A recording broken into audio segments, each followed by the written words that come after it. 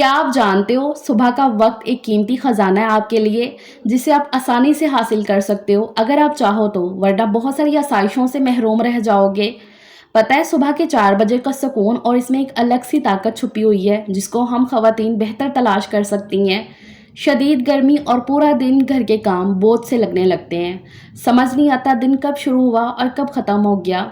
तो मैं आज आपको बताऊं कि घर के काम कभी भी मुश्किल नहीं होते हैं, बशर्ते ये कि फजर के बाद के सिर्फ 2 घंटे और कुछ पावरफुल हैबिट्स को आप अपनी ज़िंदगी में शामिल कर लो, तो जो काम आपको बहुत ही मुश्किल लगता है वो बेहद आसान, ऑर्गेनाइज्ड और टेंशन फ्री हो जाएगा आपके लिए। So welcome to my new vlog. अपनी मॉर्निंग की रूटीन आपको दिखाते हुए कुछ ऐसे राज आपके सामने मैं फाश करूंगी जिससे हर होम मेकर की ज़िंदगी बहुत ही पुरसकून और आसाइश वाली हो जाएगी इंशाल्लाह।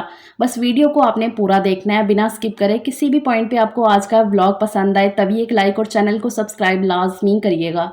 अस्सलामुअलैकुम, क्या हाल चाल है, कैसी है मेरी प्यारी सी यूट्यूब फैमिली। उम्मीद है जी आप सब खैरियत से होंगे। अल्लाह का शुक्र है मैं ठीक हूँ अल्हम्दुलिल्लाह। हर रोज़ की तरह सुबह के 4 बजे मैंने अपने दिन का आगाज़ कर दिया है और मुझे पता है मेरा पूरा दिन बहुत ही पुरसकून रहने वाला है। इसका अंदाज़ा मुझे तभी हो जाता है जब फजर के लिए मेरी आंख खुल जाती है। यकीनन इस टाइम पे अल्लाह ने इस कदर रहमतें और नेमतें रखी हुई हैं।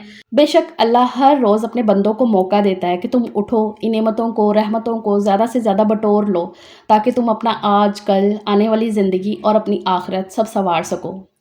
यहाँ नमाज़ मैंने अदा कर ली है और उसके बाद कुरान पाक की तिलावत मैं हर दिन ना ज़रा चेंज करके पढ़ लेती हूँ। कभी सूरह यासीन पढ़ ली, कभी सूरह मुहम्मद पढ़ ली, कभी सूरह मुज़म्मल पढ़ लेती हूँ और सूरह बकरा। वो कंप्लीट तो नहीं पढ़ी जाती है एक दिन में, ज़ाहिर सी बात है, माशाल्लाह से 2.5 पारे की है। डेली बेसिस पे कभी 1 सफ़ा 2 सफ़ा करके ना, तो इस तरह से मैं पढ़ लेती हूँ। और यकीन करें इस कदर ये खूबसूरत टाइम है, इस कदर खूबसूरत कि मतलब बैठे रहो और ऐसे लगता है जैसे आप किसी से मुखातिब हो।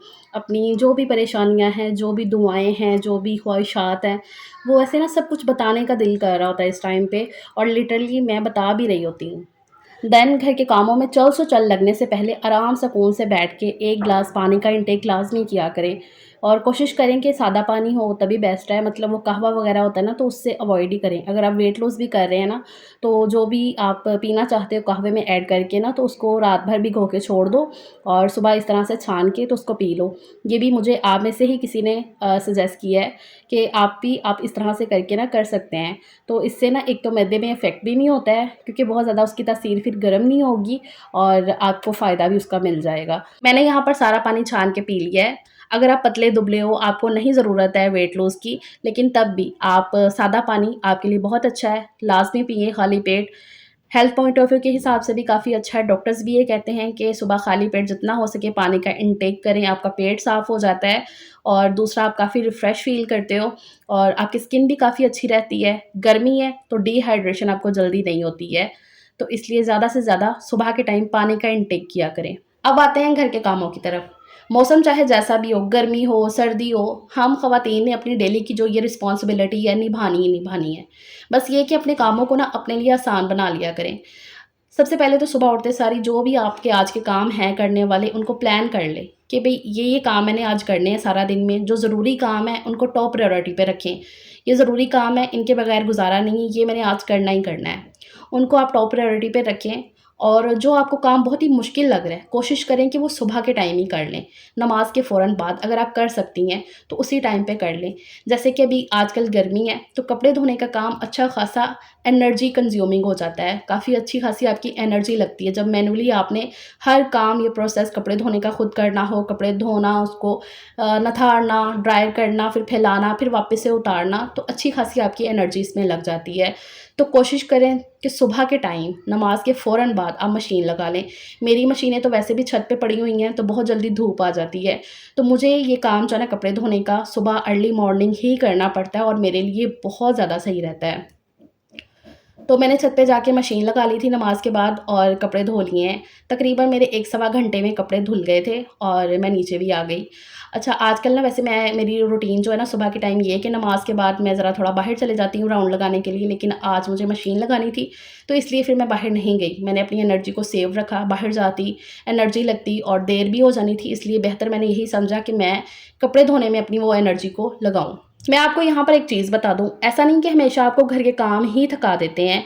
कई बार उन कामों को करते रहने का जो मुश्किल तरीका होता है, वो थका देता है। अभी मैंने स्टार्टिंग में एक बात कही थी ना कि जो सुबह का टाइम है, इसमें अलग-सी ताकत है। तो इसी वजह से, क्योंकि रात भर हमने नींद अच्छी खासी ली होती है, एनर्जी हमारे अंदर ऐसे जैसे कूट-कूट के भरी होती है, तो बड़ा ही ऐसे सुकून सा और रिफ्रेशिंग सा फ़ील होता है। तो बस दिल करता है ये भी काम कर लें, ये भी काम कर लें। मतलब सुबह के टाइम अच्छी खासी एनर्जी होती है। तो बस इस टाइम को अच्छे से यूटिलाइज़ किया करें, जितना हो सके ना अपने कामों को वाइंड अप कर दें इस टाइम पे और पूरे दिन के लिए एनर्जी को सेव कर लें। खैर कपड़े धोकर मैं नीचे आ गई थी और नीचे आके भी ना सारे क्लीनिंग के काम अभी मैंने ख़त्म कर दिए हैं। यहाँ पर ना हॉल में ज़्यादा आजकल मेरा मेस होता है, क्योंकि सब यहीं पे सोए होते हैं, तो बिस्तर होते हैं, यहीं से समेटना होता है ज़्यादातर। किचन तो मैं रात को ही साफ़ करके सोती हूँ और अंदर रूम को भी बस सुबह उठ के बेडशीट सेट कर दो तो रूम पूरा साफ़ हो जाता है। खैर अभी मैंने सारी क्लीनिंग कर दी है। बाहर गैराज तो मैं रोज़ाना ही धोती हूँ। इस तरह से क्लीनिंग हो गई पूरे घर की। उसके बाद लाज़मी फ्रेश हो जाया करें। घर के कामों को करने के बाद जब आप खुद फ्रेश हो जाते हैं तो देखा करें इतना कोई सुकून मिलता है, इस कदर सुकून मिलता है। वैसे भी गर्मी है तो काम करके ना पसीना आ जाता है तो दिल नहीं करता कि वैसे छोड़ा जाए। इसलिए लाज़मी जो है ना फ्रेश हो जाएँ, शावर ले लें, तो बहुत अच्छा रहता है आपके लिए। यहाँ पर मैं फ्रेश हो गई थी और हानिया को उठा दिया था क्योंकि वो मदरसा जाएगी। सजील और ज़यान अभी भी सोए हुए थे। उनको मैंने नहीं जगाया क्योंकि उनकी कोई एक्टिविटी भी नहीं थी। हानिया ने मदरसा जाना है, उसका मैंने मदरसा जॉइन करवाया हुआ है कुछ दिन से। क्योंकि उसका जो अभी कुरान पाक है ना वो कंप्लीट नहीं हुआ है और मैं चाह रही थी कि वो तर्जुमा तफ़सीर के साथ अच्छे से पढ़े, क्योंकि इससे पहले कारी लगवाए हुए थे उनके घर पे, 5-6 महीने पढ़ा है उन्होंने उससे। तो सजील मेरे ने कुरान पाक कंप्लीट कर लिया अपना माशाल्लाह से। लेकिन हानिया जो है ना कहीं न कहीं पज़ल हो रही थी, कॉन्फिडेंट नहीं थी वो मेल से, कारी से पढ़ने में। तो इस चीज़ को मैंने समझा, क्योंकि वो याद करती थी लेकिन सुनाने के टाइम पे वो सब कुछ भूली होती थी। माशाल्लाह से हानिया काफ़ी इंटेलिजेंट है पढ़ने में अल्हम्दुलिल्लाह से। लेकिन मैंने इस चीज़ को फिर जैसे समझा तो मैंने कहा कि ठीक है, अभी आप रहने दो। तो मैंने तब से प्लान किया हुआ था कि जैसे इसकी समर वेकेशन शुरू होंगी 3 महीने की छुट्टियाँ, तो मैं उन छुट्टियों में इसको मदरसा जॉइन करवा दूँगी, ताकि ये अच्छे तरीके से अपना कुरान पाक कंप्लीट कर सके, तर्जुमा तफ़सीर के साथ, तलफ़्फ़ुज़ के साथ पढ़ सके। तो अभी जैसे छुट्टियाँ इसकी हुई हैं छुट्टियाँ हुई हैं शुरू, तो मैं तब से देख रही थी। अच्छा, मदरसे के लिए ना अरूज का जो मदरसा जहाँ से उसने कुरान पाक हिफ़्ज़ किया है, माशाल्लाह से 8 साल उसने लगाए हैं, अरूज मेरी छोटी सिस्टर। क्योंकि अक्सर फिर कमेंट्स आते हैं कि अरूज कौन? इसलिए मैं बता रही हूँ। अच्छा, अरूज ने माशाल्लाह से 8 साल पढ़ा है, उसने हिफ्ज़ किया है तर्जुमा तफ़सीर के साथ प्रॉपर, आलमा, फ़ाज़ला। और मैं सच बताऊँ मुझे ऐसे प्रॉपर कुछ पता नहीं है, लेकिन हाँ, उसने काफ़ी अच्छे से पढ़ा हुआ है।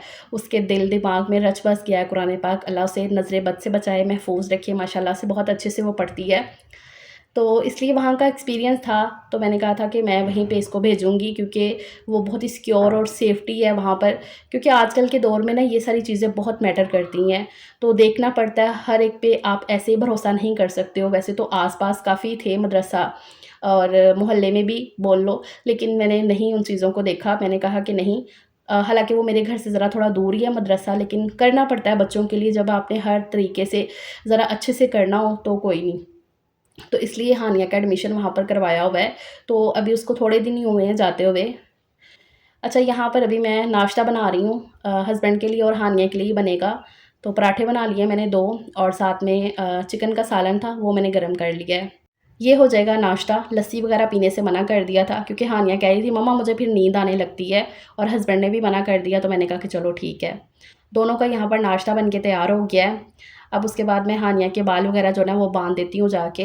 बाल मैं ही बाँधती हूँ, हालाँकि उसने कटिंग करवाई हुई है, लेकिन फिर भी मैंने कहा कि अच्छे से ज़रा मैं पोनी इसकी बाँध देती हूँ। एक माँ को, औरत को खाली ये नहीं है कि उसने खाना बना दिया, साफ-सफाई कर दी, घर के ये काम हो गए, वो काम हो गए। उससे बहुत ज़्यादा ज़रूरी आपके बच्चों की परवरिश होती है, उनको देखना, उनकी बातों को समझना, कुछ अनकही बातें को समझना, कुछ उनकी जो वैसे बातें हैं उनको समझ जाना। तो ये बहुत बड़ी रिस्पॉन्सिबिलिटी होती है हम माँओं पे। मेरी अम्मी कहती होती हैं कि जब बच्चे छोटे होते हैं तब तो आप उनका जो ख़्याल रखते ही हो, उनकी टेक केयर करते हो, लेकिन उससे ज़्यादा, उससे डबल ट्रिपल आपको जब बच्चे बड़े हो जाते हैं तब ख़्याल रखना पड़ता है।